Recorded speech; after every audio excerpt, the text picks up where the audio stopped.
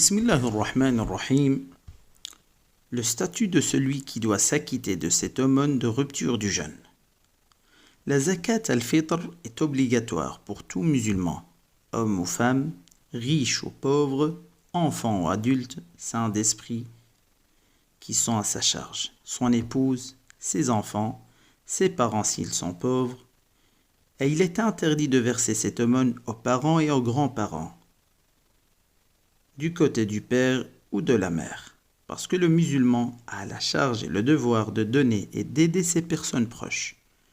Comme disait l'imam Abu Bakr al-Abbadi al-Hanafi rahimahullah, en relatant le récit de ce compagnon qui vient de réclamer chez notre noble prophète sallallahu alayhi wa sallam le fait que son père lui a pris tout ce qu'il avait.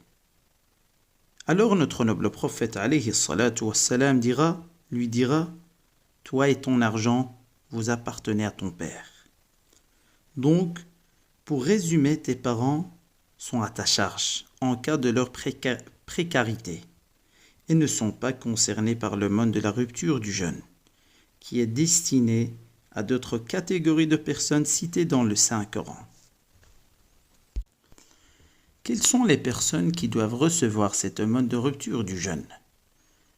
Allah subhanahu wa ta'ala dit dans le Saint-Coran: إنما الصدقات للفقراء والمساكين والعاملين عليها والمؤلفة قلوبهم وفي الرقاب والغارمين وفي سبيل الله وابن السبيل فريضة من الله والله عليم حكيم. Cette aumône d'al-Fitr est destinée donc en priorité à 8 catégories de personnes, comme c'est cité dans le Saint-Coran. Le pauvre, l'indigent, celui chargé de collecter et distribuer les aumônes en tant que salaire, celui dont le cœur s'incline vers l'islam, le captif ou le prisonnier à libérer, la personne endettée pour une cause juste, celui qui lutte pour la liberté, la dignité, la protection de sa partie dans la voie d'Allah, et le voyageur ou l'étranger à court de provisions. Et sa valeur approximative est à partir de 5 € par personne ici en Belgique. Statut de celui qui ne s'acquitte pas de cette aumône de rupture du jeûne. Selon les cas de figure, celui qui a traîné pour la verser après le mois du jeûne, il doit se repentir et la donner comme dette. Celui qui ignore ce rite n'a pas à se soucier, mais il doit la payer. Et celui qui n'est pas dans la capacité, qui n'a pas les moyens de la donner, n'a rien à se faire reprocher. Ibn Hazm rahimahullah disait qu'un musulman qui ne s'est pas acquitté de l'aumône restera redevable de cette somme comme dette. Le statut de donner cette aumône aux non-musulmans.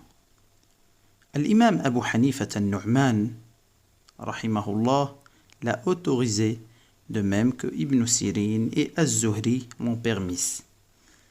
Beaucoup de traditions d'imams et de théologiens confirment le fait de la donner aux non-musulmans.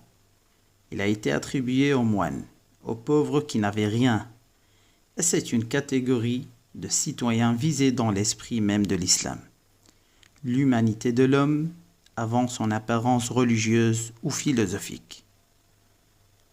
Dans l'excès coranique de l'imam al-Razi rahimahullah, il a expliqué et clarifié le sens du verset pour les pauvres et les nécessiteux en disant: ça concerne les musulmans et les non-musulmans. Wallahu al-muwaffiqu ila kulli khayr.